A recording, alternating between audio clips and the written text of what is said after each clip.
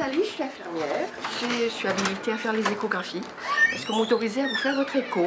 Si d'aventure j'ai quoi que ce soit qui me pose souci, j'appelle le médecin de suite qui regardera en votre présence les résultats et de ce que j'ai vu. Infirmière depuis 3 décennies, Nathalie a choisi d'évoluer dans son métier. Elle est repartie s'asseoir sur les bancs de la faculté et a suivi une formation pour faire des échographies cardiaques. Il faut acquérir des connaissances médicales, hein, parce que c'est quand même à visée diagnostique. Nous ne validons rien, nous ne sommes qu'échographistes. Nous ne prenons en charge que les patients hospitalisés susceptibles d'être rappelés, donc pas les extérieurs. Et le médecin valide l'échographie qui ensuite est distribuée sur le réseau et accessible aux médecins des étages qui en ont besoin. C'est plus facile, c'est souvent même plus chaleureux.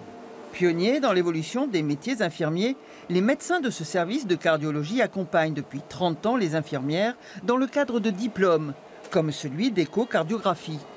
La cohésion d'équipe est un élément fondamental dans le soin apporté aux patients. Et grâce à ces modalités de formation, nous avons pu déléguer cette tâche de réalisation des actes échocardiographiques auprès des patients. Nouvelle prise en charge, vieillissement de la population, ces facteurs provoquent la mutation des métiers. Ici, en cancérologie, Catherine a mis son expérience au service de tous. C'est le lien indispensable entre soignants et soignés.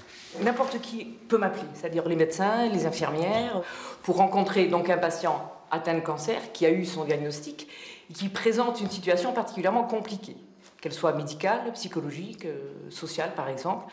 On répond aux questions, que ce soit les effets secondaires des traitements, la prise en charge sociale, s'il manque un bon transport, s'il faut refaire des ordonnances, etc. On essaye d'être au plus près possible du patient, d'être un soutien et oui, un poste de pivot. Avec un bac+3, Olivier va être diplômé dans quelques semaines, mais il n'envisage pas d'arrêter là sa formation. Ce qui m'a intéressé, c'était l'accompagnement essentiellement avec le patient. Pouvoir l'accompagner à un moment de sa vie difficile, en tout cas répondre à ses besoins dans un contexte particulier pour lui.